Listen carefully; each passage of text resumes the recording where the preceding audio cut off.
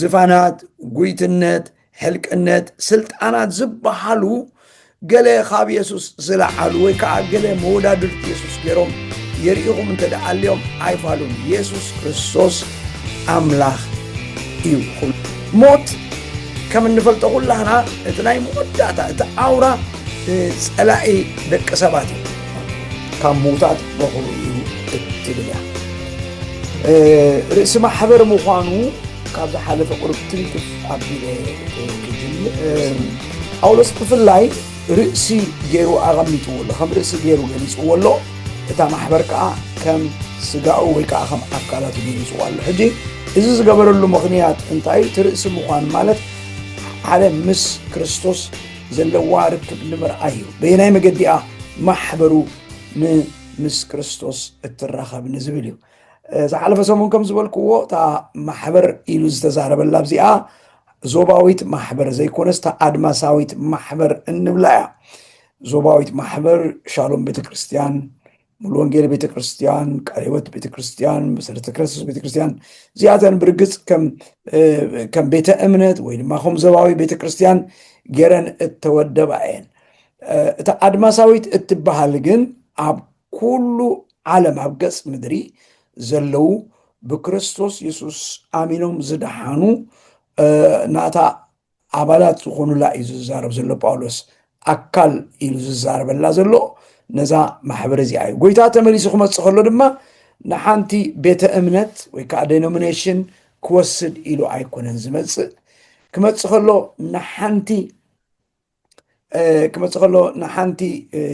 ዞባዊት ማሕበር ኢሉ ኣይኮነን ዝመፅእ። ክመፅእ ከሎ ግና መርዓተይ ዝብላ ንሱ ድማ ዋናኣን ርእሳን ዝኾነ ነታ ቤተ ክርስቲያን ይክወስድ ዝመፅእ ማለት እዩ። ስለዚ ክወስድ ከሎ ክቆልባ ከሎ ኣብቲ ግዜ ምቁላብ ክኾን ከሎ እዚ እታ ማሕበሩ እያ ክትቁለብ። ስለዚ ኣብ ኩሉ ዘበናት ሓደ እቶም ብኡ ኣሚኖም ዝደቀሱ ዘለዋ እቶም ንሱ ክመፅእ ከሎ ከዓ ብሂወት ዝፀንሑ ዘለዋ ማሕበር እታ ኣድማሳዊት ማሕበር ንዓ ክወስድ እዩ ተመሊሱ ዝመፅእ። ስለዚ ኣውራኣ ስለ ዝኾነ ርእሳ ስለ ዝኾነ ጎይታኣ ስለ ዝኾነ ተመሊሱ ክወስዳ እዩ።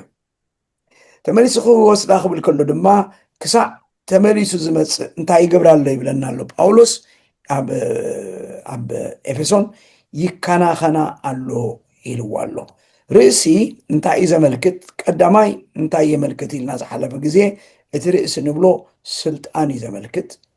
ካልኣይ እቲ ርእሲ እንብሎ ድማ ህያውነት ወይ ከዓ ሂወት ከም ዘለዎ ዘመልክት ኢልና። ሳልሳይ ርእሲ እቲ ልዕልና እዩ ዘመልክት ኢልና ርኢና ይብለና።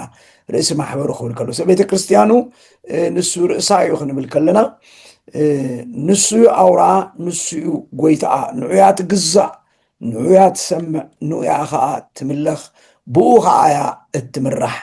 እቶም ኣብታ ማሕበር ኮይኖም ዝዓዩ ዘበሉ ኩሎም ድማ መታዓይቲ ክርስቶስ እዮም። ሓዋርያት ንበሎም፣ ነቢያት ንበሎም፣ ቋሶት ንበሎም፣ መምሃራን ንበሎም፣ ወንጌላውያን ንበሎም፣ ኮታ ኣብ ዝኾነ ይኹን ፅፍሒ ኮይኖም ዘገልግሉ ኩላቶም ኣብታ ማሕበር ዘለው ኣካል ናይታ ማሕበር ኮይኖም ንሳቶም መዓይቲ ኣምላኽ ይበሃሉ።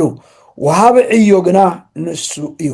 ዋናት ዕዮ ግና ባዕሉ ኢየሱስ ክርስቶስ እዩ። ስለዚ ርእሲ ማለት እዩ። ካልኣይቲ ልዕልና ዘመልክት ድማ ብላዕሊ ኮይኑ እዩ ዝርኣ። ብላዕሊ ኮይኑ ክርኣ ከሎ ድማ ድኻማ ይርኢ፣ ብርትዕጎና ይርኢ። ብላዕሊ ኮይኑ ክርኣ ከሎ ድማ እቲ ዘድልያ ነገር እንታይ ከም ዝኾነ ይርኢ። ዝጎደላ ነገር ክምልእ፣ ዝሰኣነቶ ነገር ክውስኸላ ምእንቲ ክኽእል ኣብ ልዕሊኣ ኮይኑ እዩ ዘሎ። ልዕልና ዘመልክት እዚ እዩ። ካሊእ ሂወት ምህላው እዩ። ከምቲ ኣካላት ካብ ርእሲ እንተደኣ ተፈልዩ ዝመውት ሂወት ዘይህልዎ ከምኡ ድማ ልክዕ እታ ማሕበሩ ድማ ካብቲ ኣካል ካብቲ ርእሲ እንተደኣ ተፈልያ ድማ ሂወት ኣይክህልዋን እዩ። ግን መትንታት ኣለዎ መራኸቢ ምስቲ ርእሲ። ስለዚ ካብኡ ምግቢ ትረክብ ማለት እዩ። ንስኡ ምንጪ ሓይላ፣ ንስኡ ምንጪ ሂወታ። ስልጣን ቤተ ክርስቲያን እውን ካብኡ እዩ ዝመፅእ። ካብቲ ርእሲ ዝኾነ ክርስቶስ ካብኡ እዩ ዝመፀላ ኢልና ኣለና። ኣብዛ ምድሪ ከምቲ መፅሓፍ ቅዱስ ባዕሉ ዝበሎ ጎይታና ኢየሱስ ክርስቶስ ደገታት ሲኦል ኣይክሕይልዋን እዮም ዝበላ ንሱ እዩ። እዚ ዝኾነሉ ምክንያት ድማ ንሱ ስለ ዝከናኸና እሱ ስለ ዝምክታን እሱ ስለ ዝሕልዋን እዩ። ተመሊሱ ከዓ ዝመፅእ ድማ ብኩሉ መገዲ ይከናኸና ኣሎ። ብቃሉ ገይሩ ይቅድሳ፣ ብቃሉ ገይሩ የፅርያ፣ ብቃሉ ገይሩ ከዓ የንፅሓ ኣሎ ማለት ክሳዕ ተመሊሱ ዝመፅእ። ስለዚ በዚ መልክዕ እዚ ኢየሱስ ክርስቶስ ልዕሊ ማሕበር እዩ ኢልና ኣለና። ነታ ማሕበር ርእሳ እዩ ዝብል ርኢና ኣለና ማለት እዩ። ሎሚ ንሪኣ ናይታ ጥቕሲ ካልኣይ ክፋል ማለት እዩ ብኩሉ ነገር ቀዳማይ ምንቲ ክኸውንሲ ንሱ መጀመርታ እዩ፣ ካብ ምዉታት እውን በኽሪ እዩ። እዛ ብኩሉ ነገር ቀዳማይ እትብል ኣብዚኣ ጥራይ ዘይኮነ ኣብ ላዕሊ እውን ኣልዒልዋ ኣሎ ተኸማ ዓይነት ኣብ ታሕቲ ነንብቦ ጥቕስታት እውን ምስኣ ተተሓዘዩ። ኣብቲ ቋንቋ እንግሊዝ ቀዳማይ ዝብሎ ፕሪኤሚነንት ይብሎ። ኣብቲ ቋንቋ እንግሊዝ ማለት ብቅድሚኡ ካልእ ዘይብሉ ማለት እዩ። ብቅድሚኡ ካልእ ዘይብሉ። ሕጂ ብዚኣ ቀዳማይ ትብል ቃል ምእንቲ ፅቡቅ ገይረ ከነፅራ ከምዚ መወዳድርቲ ሃልይዎ ካብቶም መወዳድርቱ ንሱ ቀዳማይ እዩ ማለት ኣይኮነትን። ኣብ ትግርኛና ሕጂ ቀዳማይ ኢልና ክንዛረብ ከለና ምስ ምንታይ ኢና ነተሓዞ? ብዙሕ ግዜ ምሳኻ መወዳድርቲ ይህሉ እሞ ካብኣቶም ነፊዕካ ወይ ካብኣቶም በሊፅካ ወይ ካብኣቶም ሓይልካ በቲ ውድድር ቀዳማይ ትኸውን፣ ቶም ካልኦት ከዓ መወዳድርትኻ ድሕሪት ይተርፉ ማለት እዩ። ስለዚ ቀዳማይ እንተዳ ተባሂልካ ካብቶም መወዳድርትኻ ወይ ካብቶም መዛኖኻ ወይ ካብቶም መሳቶኻ እስኻ ብሓይሊ ብክእለት ብፍልጠት በሊፅካዮም ማለት እዩ። እዚኣ ግን ከምኣ ኣይኮነትን። እዚኣ መወዳድርቲ ዘይብሉ ቀዳምነት እዩ። መተዓራርቲ ዘይብሉ ቀዳምነት እዩ። ንክርስቶስ ዝወዳደሮ ወላ ሓደ የለን። ብመለኮትነት ማለት ብኣምላኽነት ዝወዳደሮ የልቦን፣ ብስልጣን ዝወዳደሮ የሎን፣ ብምህላው ዝወዳደሮ የልቦን። ስለዚታ ቀዳማይ እትብል ፅቡቅ ጌርና ክንሕዛ ኣገዳሲት እያ። ምክንያቱ ወሳኒት ዝኾነት ቃል ስለ ዝኾነት እያ። ቀዳማይ ምእንቲ ክኸውን እትብል ቃል መወዳድርቲ ስለ ዘለዎ ኣይኮነን እያ። መወዳድርቲ ዘይብሉ ቀዳማይ እዩ። እዛ ቃል እዚኣ ንኢየሱስ ክርስቶስ ጥራይ እንጥቀመላ ቃል እያ። ንካልእ ክንጥቀመላ እትኽእል ዓይነት ቃል ኣይኮነትን። ኣብ ካልእ ግን ክነወዳድር ከለና ቀዳማይ ኮይኑ፣ ቀዳማይ ወፂኡ፣ ቀዳማይ ወፂያ፣ ቀዳማይ እዩ ኢልና ክንጥቀም ንኽእል ኢና። ምክንያቱ መወዳድርቲ ስለ ዘለዎም ካብቶም መወዳድርቲ በሊፁ ዝብል ሓሳብ ስለ ዘለዎ እዩ። ኣብዚኣ ግን ኢየሱስ ክርስቶስ እታ ኣብዚኣ ዘላ ቀዳማይ እትብል ቋንቋ ቀዳማይ እትብል ቃል በቃላ ብመወዳድርቲ ዘይኮነሲ ብማዓርግ ወይ ከዓ ብስልጣን ወይ እውን ብሓይሊ ቀዳማይ እዩ። ንካልኦት ስዒሩ ንካልኦት ረቲዑ ወይ ከዓ ኣብ ልዕሊ ካልኦት ሓሊፉ ኣይኮነን። ከምኡ ኮይኑ ግን ንዑ ዝመስል ዋላ ሓደ የልቦን። ኣይ ቲንክ ዳዊት ይኹም ኢሉ ካብቶም ነቢያት ሓደ እዩ መስለኒ፣ ኤርምያስ ወይ ኢሳያስ እዩ። ንኣምላኽ ምስ መን ተወዳድርዎ ወይ ንኣምላኽ ምስ መን ተመሳስልዎ ዝብል ቃል ተጠቂሙሉ ልክዕ ከምኡ ዓይነት ማለት እዩ። ስለዚ ከምቲ ንኣምላኽ ንእግዚኣብሔር ኣቦ ከነወዳድሮ ከነመዓራርዮ ከነመሳስሎ ዘይንኽእል ኣብዚ ድማ ኢየሱስ ክርስቶስ ምስ ምንም ከነመሳስሎ ምስ ምንም ከነወዳድሮ ኣይንኽእልን ኢና። እዚ ዝተጠቕመሉ ቃል ድማ ሕጂ እውን ከዘክረኩም እዚ ቃል ዝተጠቕመሉ ኮነይሉ ጳውሎስ ንምንታይ እንዳኢልኩምኒ እቶም ትምህርቲ ሓሶት ዘናፈሱ መምሃራን ንክርስቶስ እንታይ እዮም ገይሮሞ ብክልተ መገዲ ገሊኦም እወ ቀዳማይ እዩ። ቀዳማይ ዝኾነሉ ምክንያት ግና በኹሪ ፍጥረት ስለ ዝኾነ እዩ። ኣብቲ ምፍጣርሲ ቀዳማይ ኮይኑ ስለ እተፈጥረ እዩ ቀዳማይ ኮይኑ ዘሎ። ስለዚ ብዎ ብኸሙስ ቀዳማይ እዩ ይብሉ። እንደገና በቲ ካልኣይ መገዲ ድማ መወዳድርቲ ስለ ዘለዎ መተዓራሪቲ ስለ ዘለዎ ንኣብነቶም ሕልቅነት፣ ስልጣናት፣ ጉይትነት ዝበሃሉ እዚኣቶም ኣለው ካብዚኦም ተወዳዲሮ ድማ ቀዳማይ ክኸውን ይኽእል እዩ ዝብል ትምህርቲ የናፍሱ ስለ ዝነበሩ ጳውሎስ እዛ ቀዳማይ ትብል ቃል ጥቀመላ ዘሎ ንዓቶም ምላሽ ንምሃብ እዩ። ብፍላይ ኣብቲ ትግርኛና ቀዳማይ ዝብል ቃል ስለተጠቕመ ንዓይን ንዓኻትኩምን ብዙሕ ከምዚ ዓሚቕ ዝኾነ ትርጉም ክበና ኣይክልን ኢለ ዝሓስብ ኣብ ትግርኛና። ግን እቶም ኣንበብቲ ዝነበሩ ሽዑ ቋንቋ ፅረ ወይ ከዓ ግሪክ ስለ ዝነበሩ እቲ ሽዑ ተጠቕመሉ ቃል እንታይ ማለት ከም ምዃኑ ፅቡቅ ገይሩ እዩ ዝርድኦም ማለት እዩ። ስለዚ ኢየሱስ ክርስቶስ ዘወዳደሮ ዝመዓራረዮ ዋላ ሓደ የልቦን። ንሱ በይኑ እዩ፣ ንሱ ኣውራ እዩ፣ ንሱ ቀዳማይ እዩ፣ ቅድሚኡ ዋላ ሓደ ዘይብሉ እዩ ዝብል ዘሎ ጳውሎስ። ስለዚ ብኩሉ ነገር ፕሪኤሚነንት ብኩሉ ነገር ቀዳማይ እዩ ዝብሎም ዘሎ። ስለዚ ምስ መን ከተወዓዳድርዎ ወይ ከዓ ምስ መን ከተመሳስልዎ ትፍትኑ ኣለኹም ይብል ኣሎ ነዞም ትምህርቲ ሓሶት ዘናፍሱ ዘለዉ ማለት እዩ። ብኩሉ ነገር እምበኣር ቀዳማይ ምንቲ ክኸውን ንሱ ድማ መጀመርታ እዩ ኢልዎ ኣሎ። መጀመርታ እዩ። ሕጂ እውን እዛ መጀመርታ ምስታ ቀዳማይ ዝቀራረባ ቃል እየን፣ ዝመሳሰላ ቃል እየን። እታ መጀመርታ ኢልዋ ዘሎ ሕጂ እውን ልቀ ከምኣ መጀመርታ ዘይብሉ መጀመርታ እዩ ክብል ስለ ዝደለ እዩ። መጀመርታ ዘይብሉ መጀመርታ እዩ። ንኩሉ ነገር መጀመርታ ኣለዎ፣ መወዳእታ ከዓ ኣለዎ። ንሱ ግና መጀመርታ የብሉን ባዕሉ መጀመርታ እዩ።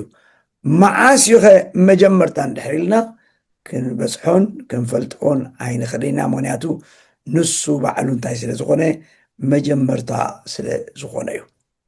ጳውሎስ እዚ ቃላት ዝጥቀመሉ ዘሎ እንታይ ንምግባር ደጋጊመ ዝብሎ ዘለኹ ልዕልና ክርስቶስ ክገልጽ ስለ ዝደለ እዩ።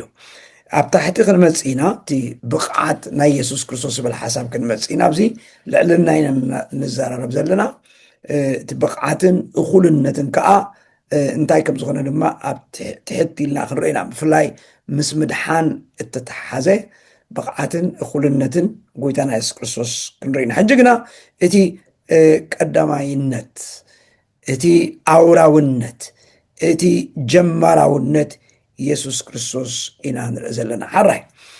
ስለዚ ኣብዚኣ ኣቐሚጡላ ዘሎ ሕጂ እውን ኣብ ላዕሊ በኹሪ ትብል ቃል ተጠቂሙ ነይሩ። ኣብዚኣ እውን ኣምፂዋ ኣሎ ካብ ሙታት እውን በኹሪ እዩ። ካብ ሙታት እውን በኹሪ እዩ። እታ በኹሪ ፍጥረት እዩ ትብል ተርጉምናያ ስለ ዘለና ተመሊሰ ናብ ኣይ ክኸይድን እየ። ግን እታ በኹሪ ትብል ቃል ሕጂ እውን ተጠቂሙላ ኣሎ እዚኣ። ስለዚ እታ በኹሪ እትብል ቃል እተስምዖ ነገር እንታይ ከም ዝኾነ ክንርኢና። በኹሪ ክብል ከሎ እንታይ እያ እተስምዕ? እታ በኹሪ እትብል ቃል እተስምዐሉ ክልተ ነገር ኣሎ። በኹሪ ወይ ከዓ ቀዳማይ ምኳን ብግዜ ብመስርዕ ግዜ ክትሪኦ ከለካ ቀዳማይ ትብሎ፣ ካልኣይ ድማ ብማዕርግ ደረጃ ክትሪኦ ከለካ ድማ ቀዳማይ እትሪኦ ማለት እዩ። እታ በኹሪ ኢሉ ተጠቂሙላ ዘሎ ቃል ማለት እዩ። ብመስርዕ ግዜን ብማዕርግን ማለት እዩ። እታ በኹሪ ኢሉ ተጠቂሙላ ዘሎ ቃል እታ በኹሪ ፍጥረት ኢሉ ክጥቀመላ ከሎ ዝሓለፈ ግዜ እውን ከም ዝረኣናያ ንሳ እውን ከምኡ ዓይነት ትርጉም እያ ተስምዕ።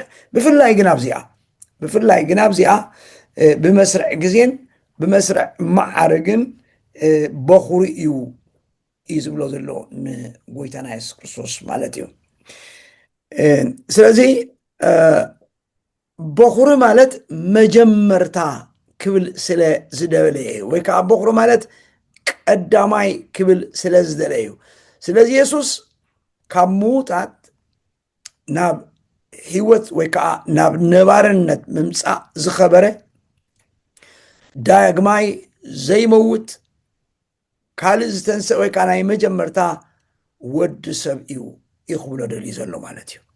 ጎይታና ኢየሱስ ክርስቶስ ካብ ሙታት ናብ ህይወት ዝመፀ ናብ ነባራውነት ዝመፀ ዝኸበረ ዳግማይ ዘይመውት ዳግማት ዘይመውት ኣካል ሒዙ ዝተንስአ ናይ መጀመርታ ወዲ ሰብ ይኽብሎ ስለ ዝደለዩ እታ በኹሪ ዝበለሉ ምኽንያት ማለት እዩ በኹሪ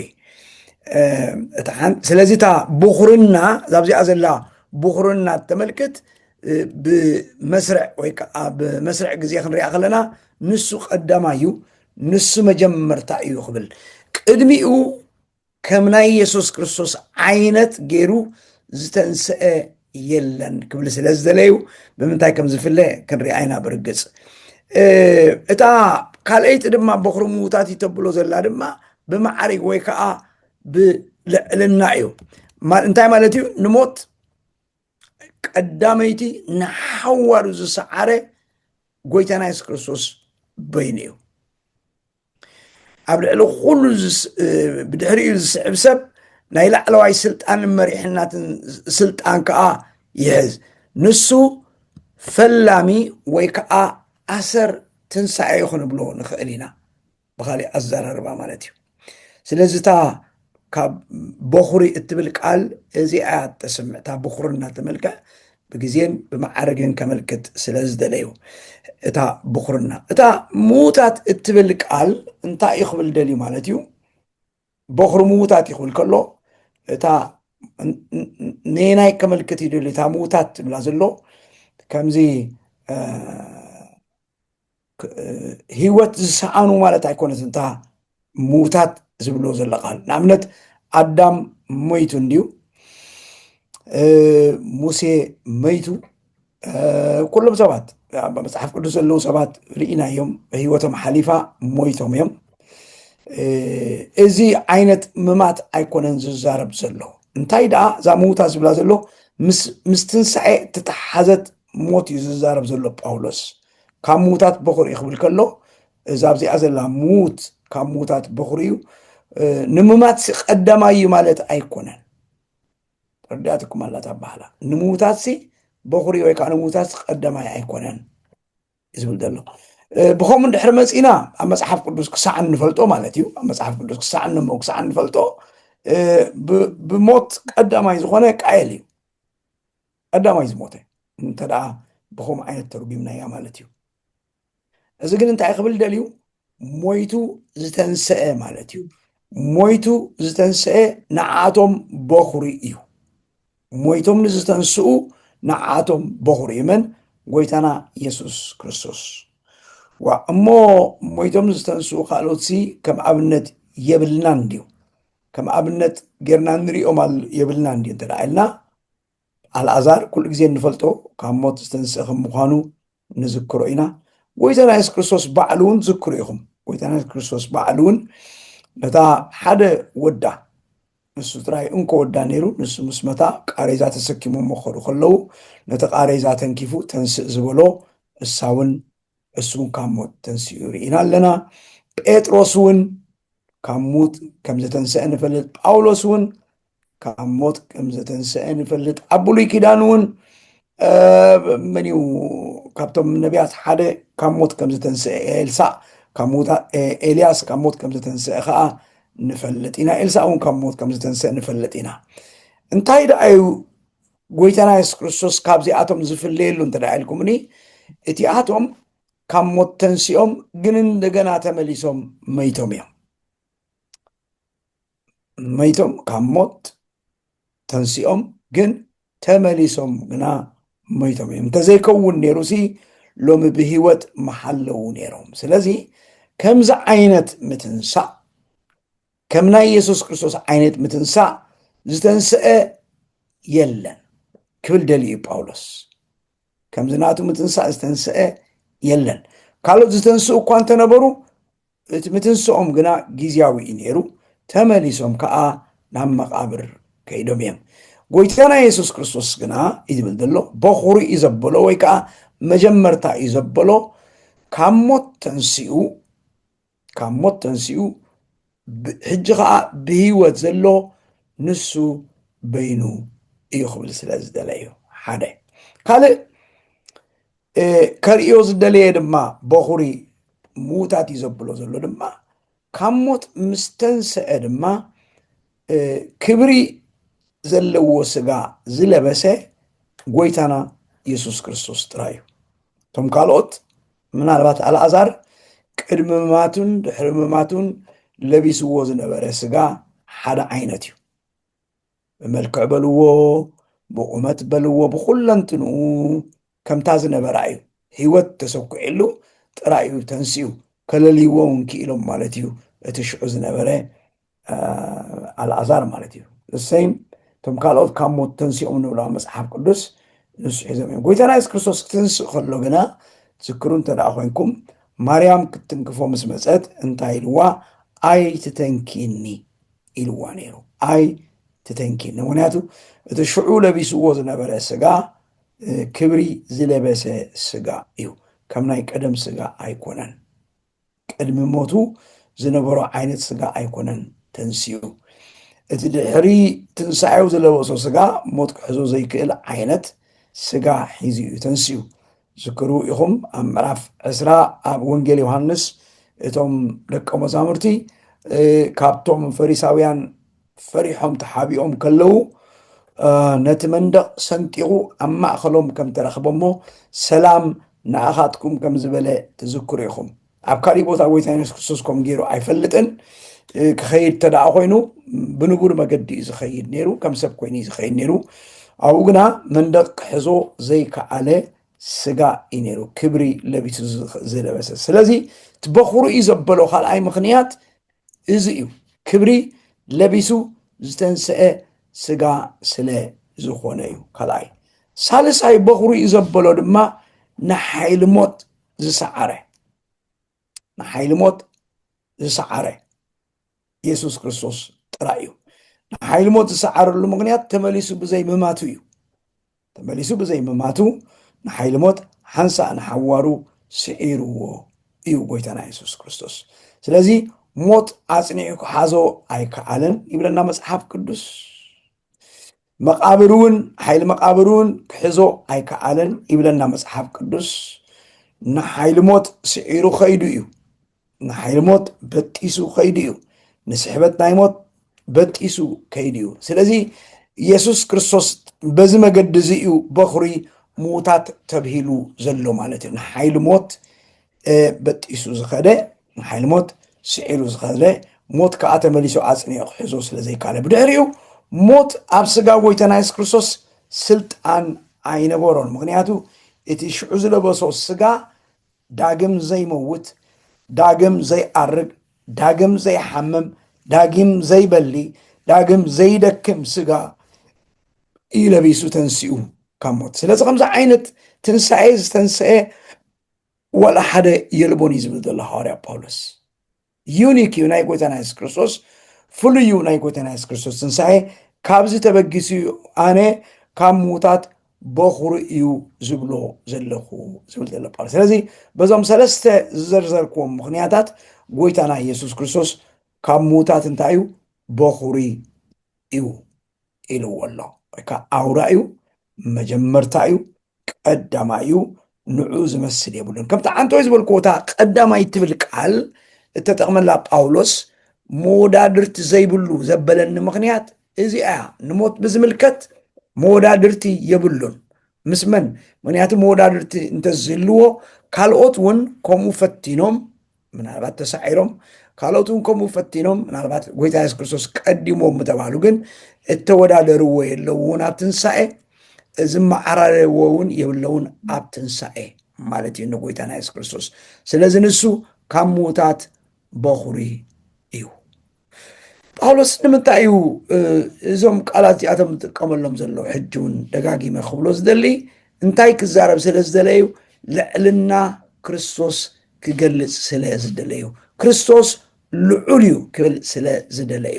ብሓደ ቃል ኣብኡ ከሎ ክርስቶስ ልዑል ኢሉ ጥራይ ተዛሪቡ ማዕፀወ ነይሩ። ግን እቲ ልዕልኑ ክርኤሉ እተጠቀመሉ ስእሊ ግና ክንሪኦ ንኽእል ኢና። በዚ መገድታት እዚ ምስ ሰምዑ ማሕበር ቆሎሴ እወ እምበኣር ኢየሱስ ክርስቶስ ልዑል እዩ፣ በይኑ እዩ፣ ኣውራ እዩ፣ ቀንዲ እዩ፣ መጀመርታ እዩ ናብ ዝብል ሓሳብ ከኣትዉ ስለ ዝደለዮም ሙሉእ እምነት ከኣለን እዚ ምስ ሰምዑ ድማ ልቦም ገጥ ከም ዝበለ ምንም ሕቶ የብሎ። ምክንያቱ ኢየሱስ ክርስቶስ ምንነቱ ገሊጹሎም ኣሎ በዚ መልክዕ እዚ ማለት ሓራይ ካብ ምዉታት በኹሪ እዩ ካብ ምዉታት በኹሪ እዩ ሓራይ እዚ ክብል ከሎ ማለት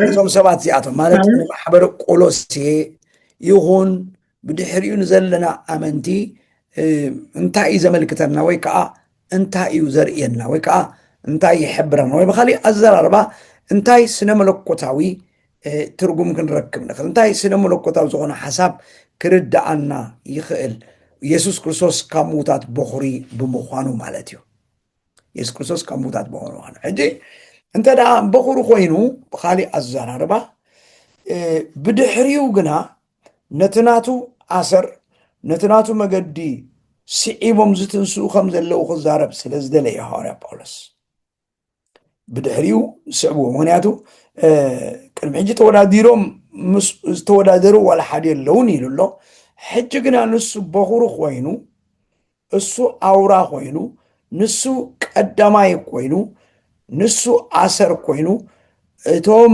ንዑ ዝመስልዎ ንዑ ዝኣመኑ ከዓ ዓሰር ኣሰሩ ሒዞቦም ከዓ ክትንሱ እዮም ክብል ስለ ዝደለየ ማለት እዩ በዚ መገዲ እዚ እንታይ እዩ ንዓይን ንዓኻትኩምን ወይ ማሕበር ቆሎሴ ይኹን ብኡ ኣቢሉ ከዓ ንዓይን ንዓኻትኩምን እንታይ ሳዕቤን ኣሎ ወይ ከዓ እንታይ ረብሓታት ወይ ከዓ እንታይ ጥቕምታት እዩ ዘምፅኣልና መጀመርያ እንሪኦ ካብ ምዉታት በኹሪ ምዃኑ ምትንሳኡ መረጋገፂ ኣምላኽነቱ እዩ መረጋገፂ ኣምላኽነቱ ኣምላኽ ምዃኑ ወይ ከዓ መለኮታውነቱ መረጋገፂ ነጥቢ እዩ እዚ ክንሓስብ ከለና እዚ ክንርኢ ከለና እቲ ነምልኾ ኣምላኽ ህያው ኢየሱስ ክርስቶስ ኢልና ክንሓስብ ከለና ንእሽቶ ኣምላኽ ካልኣይ ኣምላኽ ካብ ኣቦ ትሕት ዝበለ ኣምላኽ ጌርና ኣይኮናን እንሪኦ እቲ ንኣምላኽ ኣምላኽ ዘብሎ ረቑሕታት ኩሉ ዘማልአ ኣምላኽ ስለ ዝኾነ ኢየሱስ ክርስቶስ እንታይ እዩ ኢና ንብል ዘለና ኣምላኽ እዩ ኢና ንብል ዘለና ከም ደጋጊመ ዝብሎ ከም ዝብሎ ዘለኹ እዞም ሰብ ቆሎሴ ኣምላኽነት ጎይታና ኢየሱስ ክርስቶስ ኣብ ሕቶ ምልክት ኣትዮም ነይሮም ኣምላኽ ምዃኑ ኣብ ሕቶ ምልክት ኣትዮም ነይሮም እምበርዶ ኣምላኽ እዩ እምበርዶ ኣምላኽ እዩ ከምዚ እንተ ደኣ ኮይኑስ እምበርዶ ኣምላኽ እዩ ዝብል ዓይነት ምድንጋራት ኣትዮም ስለ ዝነበሩ ኣይፋሉን እቲ ተምልኽዎ ዘለኹም ኢየሱስ ክርስቶስ ንሱ ኣምላኽ እዩ ምናልባት ይብሎም ኣሎ ጳውሎስ ምናልባት እቶም መምሃራን ሓሶት ወይ ከዓ እቶም ጌጋ ትምህርቲ ዘናፍስልኩም ዘለዉ ዝፋናት ጉይትነት ሕልቅነት ስልጣናት ዝበሃሉ ገለ ካብ ኢየሱስ ዝለዓሉ ወይ ከዓ ገለ መወዳድርቲ ኢየሱስ ገይሮም የርኢኹም እንተ ደኣ ኣልዮም ኣይፋሉን ኢየሱስ ክርስቶስ ኣምላኽ እዩ ክብሎም ደልዩ ስለዚ ንሓይሊ ሞት